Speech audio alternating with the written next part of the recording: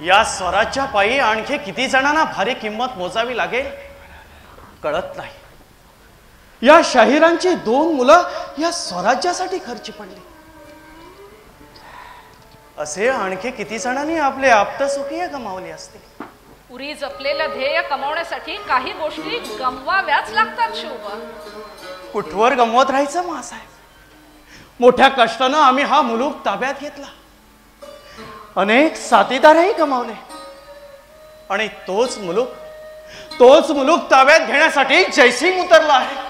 मिर्झा राजे जयसिंग. राजे या मिर्झा राजाची एवढी भीती कशाला बाळगता? स्वराज्याची सुरुवातीची लढाई पुरंदरचीच होती ना. त्यावेळी तुमचं बळ केवढं होतं? साध्या दगडधोंड्यांच्या आश्रयानं तुम्ही फतेखानचा पराभव केला. अफझल खान 20,000ची फौज घेऊन आला तेव्हा तुमचं बळ होतं केवळ 5,000चं. पण तेवढ्यावरच तुम्ही अफझलला गारद केला. शाहिस्ते खान 80,000ची फौज घेऊन उतरला तेव्हाही काही मोजकीच माणसं घेऊन तुम्ही त्याला पळवून लावलात. त्यांची बोटं छाटलीत. अजूनही आपली तुटलेली बोटं शोधत फिरते म्हणे मासाहेब. रोजी काय म्हणजे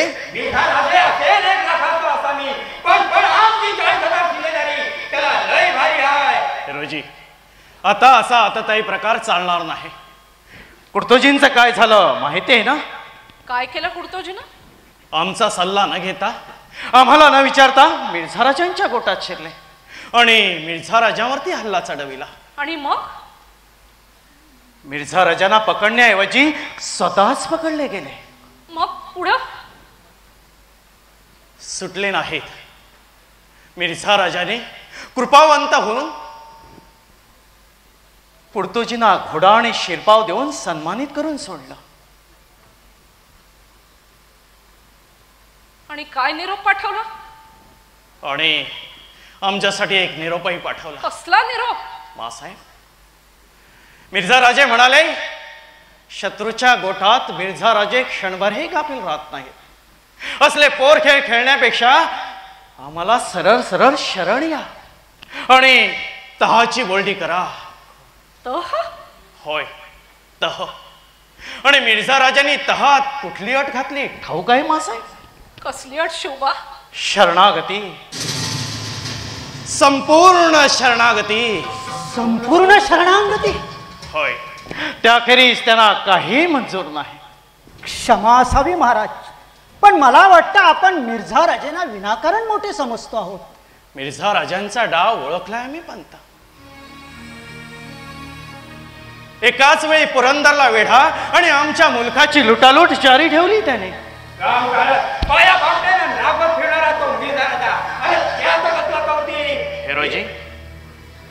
हिरोजी मिर्झा राजे केवळ सेनापती नाही, ते घाडाचे राजकारणी देखील आहे. मिर्झा राजांची बुद्धी आणि बळ याच्या पाठिंब्यावर औरंगजेब दिल्लीच्या तख्तावर बसला आहे हे आपल्याला विसरून चालणार नाही. पण महाराज, मिर्झा राजेने अजून आपली चाल सुरू केलेली नाही. अन्यथा पुरंदर काबीज न करता जाळपोळ लुटालूट का चालू ठेवली असती? पंत, मिर्झा राजे राजकारणातला सर्वात मोठा डाव खेळत आहे. राजाचं राजेपण प्रजेच्या निष्ठेवर, आणि प्रजेची निष्ठा ढासळली तर राज्य उलथून टाकायला किती सावशेर. मिर्झा राजे पुरंदर जिंकण्याचा प्रयत्नही करत नाहीत, कारण राजेगडावर सुरक्षित आणि प्रजा मात्र हालपेष्टा सोसते असं त्यांना दाखवायचं आहे. म्हणजे प्रजेच्या मनात असंतोष पैदा करू. सत्य बोललात पंत. मिर्झा राजे फतेखान सारखे आतताई नाही, अफजल खानासारखा अहंकारी नाही, की शाहिस्ते खानासारखा गाफील नाही. नजरेनं सावध म्हणण्यात अचूक आणि अंदाजात पक्का. वेळातला उंदीर बाहेर पडावा म्हणून नाग जसा वाट पाहत बसावा तशी ते फणा उगारून आमची वाट पाहत आहेत. पुरंदरची ताजी खबर घेऊन सांडीवर आले. काय खबर आहे? आज गायच्या लढाईत मुरारबाजी पडले. पुरंदरची माची वज्रगडही पडला.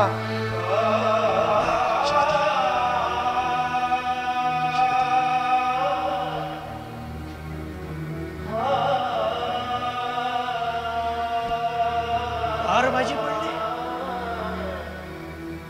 आता पुरंदरही फार काळ टिकणार नाही.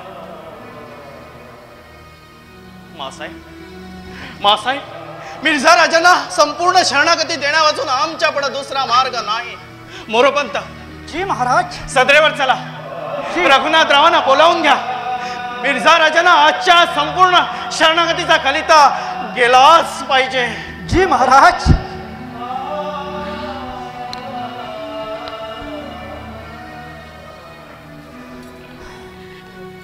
शुभा, शुभा, दुसरा काहीच का उपाय नाही? सर्वनाश टाळायचा असेल तर या क्षणाला मान चुकवलीच पाहिजे. शुभा, शुभा, मगाशी पोवाडा संपवताना शाहिरानं तुमची तुलना कोणाशी केली आठवतंय ना? तो म्हणाला, गरुड मराठी झेप घेत असे विजयी आकाशात. गरुड? होय. आम्ही नाही मासाहेब, तेवढ्या पल्ल्याचे पंख अद्याप तरी आम्हाला लाभले नाहीत. मातेची दास्यातून सुटका करण्यासाठी साक्षात स्वर्गातून अमृत कुंभ आणणारा तो गरुड, त्याची तुलना आमच्याशी कशी होणार? स्वतःला कमी नका लेखू राजे. आमच्या लेखी तुम्ही गरुडच आहात. इतर पक्षी शेवटी जमिनीवरच वस्तीला येतात, पण उंच पर्वत माथ्यावर वाढतो तो गरुड. शुभा, शुभा, तुम्ही मासाहेब, नाही मासाहेब, डोळ्यावाटे पाणी काढू नका. डोळ्यातल्या पाण्यानं संकट पुसली जात नाही. मासाहेब, आम्हाला गरुड म्हणालात ना? होय. एवढंच लक्षात ठेवा, गरुड कधीही अश्रू ढाळत नाही. वेदना असह्य झाली तर जातो जातो उंच आकाशी आणि आणि करतो एकच चित्कार, सारा सारा असमंत घुमून टाकणारा चित्कार.